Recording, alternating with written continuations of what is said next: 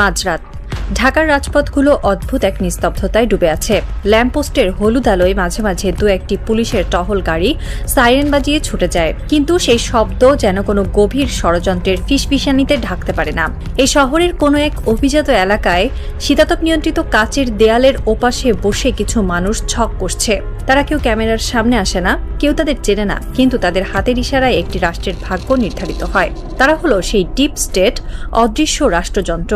আর এই যন্ত্রের remote control যাদের হাতে, তারা সীমানার ওপারে বসে মুচকি হাসে।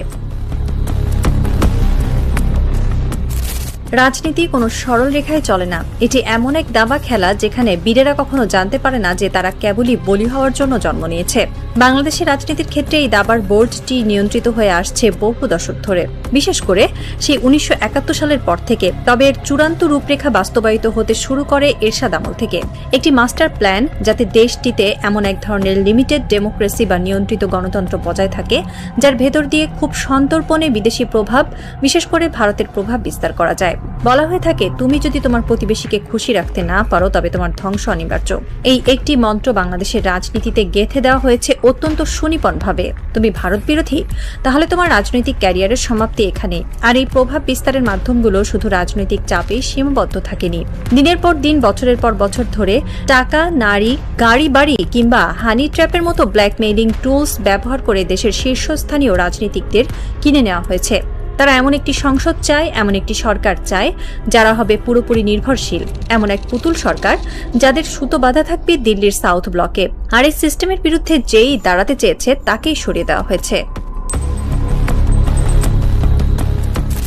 হাদি ছিলেন সেই অল্প কয়েকজন মানুষের একজন যিনি এই অদৃশ্য সিস্টেমের চোখে চোখ রাখার দুঃসাহস দেখিয়েছিলেন। তিনি বিশ্বাস করতেন পরিবর্তন সম্ভব। তিনি এমন কিছু সত্য জনসম্মুখে এনেছিলেন যা সিস্টেমের ভিত্তিমূলে কাঁপন ধরিয়ে দিয়েছিল। কিন্তু হাদি জানতেন না যে সংসদে তিনি যাওয়ার স্বপ্ন দেখছিলেন সেখানে তার মতো মানুষের জন্য কোনো প্রবেশদ্বার রাখা হয়নি। বাংলাদেশের সংসদ সাধারণ মানুষের প্রতিনিধিত্ব করার জন্য তৈরি হয়নি, এটি তৈরি হয়েছে এক বিশেষ অভিজাত শ্রেণীর স্বার্থ রক্ষার জন্য। হাদি চ্যালেঞ্জ করেছিলেন সেই এস্টাবলিশমেন্টকে, আর এর পরিণতি মৃত্যু। কেন হাদিকে মরতে হলো? কারণ তিনি এমন এক ভাষায় কথা বলছিলেন যা ডিপ স্টেটের জন্য অস্বস্তিকর ছিল। তাকে থামানো জরুরি হয়ে পড়েছিল।